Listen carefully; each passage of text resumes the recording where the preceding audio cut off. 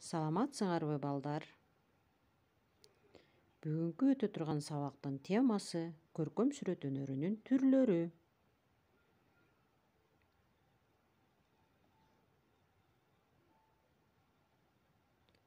Сабактын максаттары искусствонун түрлөрү жана жанрлары менен тааныштырууну улантышат.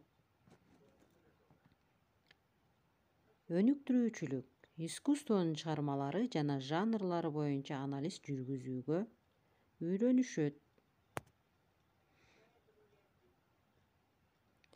Тарбия берүүчүлүк көркөм сулуулукка болгон табитин калыптандырышат. Искусство деген эмне, балдар? Искусство сезимдерди жана маанайды чагылдыра алат.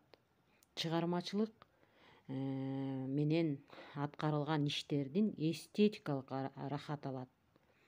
Искусствонун түрлөрү көп түргө бөлүнөт. Живопись, графика, бедис, скульптура, архитектура жана прикалдык өнөрү. Живопись бул кызыктуу сюжеттин түзүлүштө көркөм формадагы тартылуучу түстүү сүрөттөр. Живопись деген турмуштун, жашоонун жазуу дегенди түшүндүрөт. Живопись боек менен элестетүү, таасирдүү, жандуу образ түзүүчү сүрөт өнөрүнүн түрү. Графика бул кезекте сүрөт тартуу искусствосу. Анын аталышы гректик графо жазам, сызам, тартам деген сөзүнөн келип чыккан. Графика ак кара жана түрдүү түстөр менен аткарылат. Бедисчилдик, скульптура бул латын тилинен деген сөздөрдү байыркы римдиктер ойлоп табышкан. Скульпо латынча чегем, жоном, кесем дегенди түшүндүрөт. Бедисчилик атам замандан бери келе жаткан өнөрлөрдүн бири болуп эсептелет. Байыртадан адамдардын же жаныбарлардын келбеттерин, сүрөттөлүштөрүн ташка, чопого, металлга, мүйүзгө, сөөгө жана башка нерселердин бетине чегип куюп түшүрүп келишкен. Муну биз бедис скульптурасы деп айтабыз. Монументалдык бедистин негизинен 3 түргө бөлүнөт. Монументалдык, станоктук, кичине формадагы деп.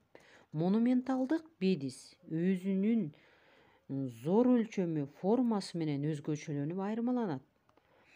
Монументалдык чыгармалар көчөлөрдүн, аянттардын, парктардын, үйлөрдүн фасаддарын сыртына жана кенен залдардын ичине коюлган чоң көрүнүштөр болуп эсептелинет. Монумент бул кадимки эле эстелик, бирок өлчөмү зор келип улуулукту көрсөтүп айырмаланып турат. Байыркы римдиктердин моное эскертем деген сөзүнөн алынган. Станоктук бедистин өлчөмдөрү сүрөттөлүп жасалып жаткан моделдин нерсенин өлчөмүнөн ашпашы керек. Монументалдык бедистен айырмаланып, анын негизги коюла турган жери имараттардын ичине болуп, үйлөр менен музейлерде, ошондой эле парк менен скверлерде коюлат. Кичинекей формадагы бедис же кичинекей пластика өзгөчө түр болуп эсептелет. Кичине өлчөмүнөн алынган барельеф, горельеф, контррельеф, архитектура деп бул көп түргө бөлүнөт. Рельеф келбет, форма, тактадан, плитадан алынган. Горельеф эгер барельеф плита менен сиңишип, айкалышып кеткен аракет жасагандай болсо, тескерисинче кээ бир жерлери деталдары толугу менен тактадан, плитадан чыгып турушу керек. Контррельеф келбет, форма тактага, плитага чуңкурайып кирип тартылып турган сүрөттө айтылат. Архитектура бул грек тилинен алынган, тактап айтканда куруучу, кыбоочу деген сөздү камтыйт. Же болбосо адамдар үчүн кооз жашоого ылайыктуу чөйрөнү түзүүчү өнөр деп да айтсак болот. Декоративдик прикалдык өнөр деген бул Декор деген сөз латын тилинен кооздоо, ал эми прикалдык, күнүмдүк турмушта колдонуучу дегенди тастыктайт.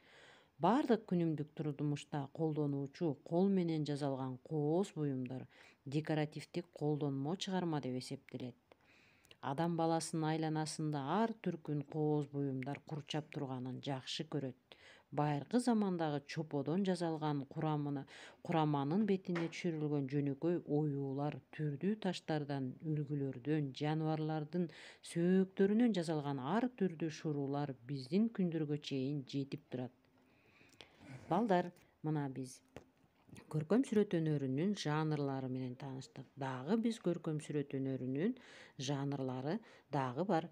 Натюрморт жанры, пейзаж жанры, анималистик жанр, бейне жанры, интерьер жана жөнөкөй жанрлар болуп көп түргө бөлүнөт. Натюрморт боюнча биз 4-класста маалымат алганбыз. Натюрморт деген сөз бул француз тилинен которгондо жансыз жаратылышты түшүндүрөт деп биз 4-класстан өткөнбүз. Ал эми пейзаж жанры бул жаратылышты сүрөттөгөн искусствонун жанры болуп эсептелинет. Пейзаж деген бул жандуу жаратылышты тартуу деген болуп саналат. Балдар, бейне бул портрет жанры. Бейне жанры адамдын же бир нече кишинин сүрөтүн чагылдырган сүрөттөр. Бул бейне деп аталат. Бейнечи деген өзүнүн моделге негизги мамилесин олуттуу нерсе болуп эсептелет. Сүрөттө тартылып жаткан адамдын өзүн башкача көрсө, ал сүрөт өзүнүн көз карашын сүрөттөөгө укуктуу. Интерьер бул француз сөзү кыргызча ичкерки, ички дегенди түшүндүрөт. Имараттын ичиндеги бөлмөдөгү сүрөттөрдү тартууну маалымдайт, балдар. Жөнөкөй жанрларга бул тарыхый жанр, майдан жанры, уламыш жанры, анималистик жанр, тиричилик жанры болуп кирет. Бул темаларга биз келе турган сабактарда кайрылабыз жана таанышабыз. Саламатсыңарбы окуучулар? Бүгүн биз сабагыбызда саймалуу таш болгондуктан мен силерге саймалуу ташка түшкөн сүрөттөрдү кантип жазууну көрсөтөм. Биринчи момундай болгон ак барак алабыз. Кадимкидей ак баракты алабыз дагы өзүбүз колубуз менен бырыштырабыз. Карап тургула. Бул баракты каалаганыңардай кылып бырыштырасыңар. Андан кийин ак баракты бырыштырып алып, анын кайра жазабыз. Барагыбыз аябай бырышкандай болуп бырыштырышыбыз керек. Мына балдар, мен баракты бырыштырып атам. Барагыбыз бырышты. Мына балдар, бырышкан барагыбызды кайрадан жазабыз. Барагыбызды кайрадан жазгандан кийин биз акварель гуашьтарыбызды даярдап алабыз дагы. Ага биз барагыбыз саймалуу таш болгондуктан таштын өңүндөй болгон акварелден бир өңдү тандап алабыз. Мына биз сыя көк өңдү тандап алдык. Барагыбыздын бетин ушул сыя көк өң менен анча катуу эмес абалда сүрүп таштын бетин даярдап алабыз. Мына балдар, биз барактын бетин даярдап атабыз. Силерге көркөм өнөр сабагында дайыма акварель колдонушубуз же гуашь колдонушубуз керек. Мына биз бырышкан барагыбыздын бетин боеп толтурабыз. Эми боей алайын. Балдар, мына биз барагыбызды таштын бети кылып даярдап алдык. Эми биз кара өңдү тандайбыз дагы. Таштын бетиндеги саймалуу таштагы сүрөттөгү китебибиздеги сүрөттөр бар. Бул жерде эмне доордогу мурунку өткөн замандагы адамдар бар кезде аларда альбом, биздикиндей окуу куралдары жок болгондуктан баардык болуп өткөн нерсени ташка түшүрчү экен. Биз ошол ташка түшүргөн нерсени биз дагы өз колубуз менен жасап көрөлү деп мына баракты таш бети кылып даярдап алдык. Эми ошо ташка түшкөн сүрөттөрдү кара боек менен тартып түшүрөбүз. Мына жааны атып аткан кишинин элеси, жааны кармап турган колдор, буттар.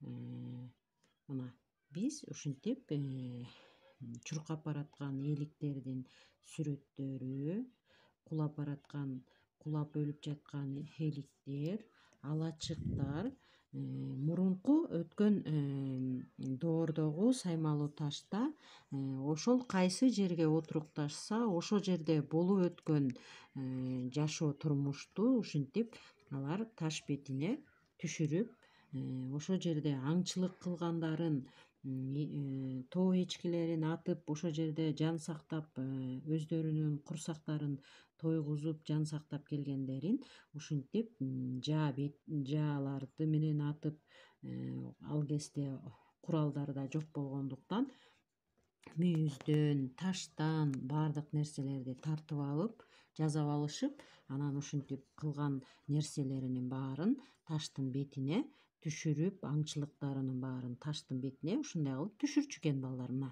көргүлө, жааларын көтөргөндөрү таштын бетинде биздин китебибизде ушундай нерселер бар. Алачыктар тигилгени, анткени туруктуу үй болбогондуктан алар алачыктарда жашап, ошол жердеги кандай жан сакталса ошол жерлердин баарын ушинтип таш бетине сүрөттөп көрсөтүп кетишчү. Мына биз тоо эчкилеринин өлүп жаткандарын, ошол жерде болуп өткөн жашоонун турмуштарын ушинтип тартып элестерин кетиргендерди биз дагы кагаз бетине түшүрүп көрсөтүшүбүз керек, балдар. Мына биз дагы ушундай ак барак алабыз, даярдайбыз. Акварелибиз болуш керек.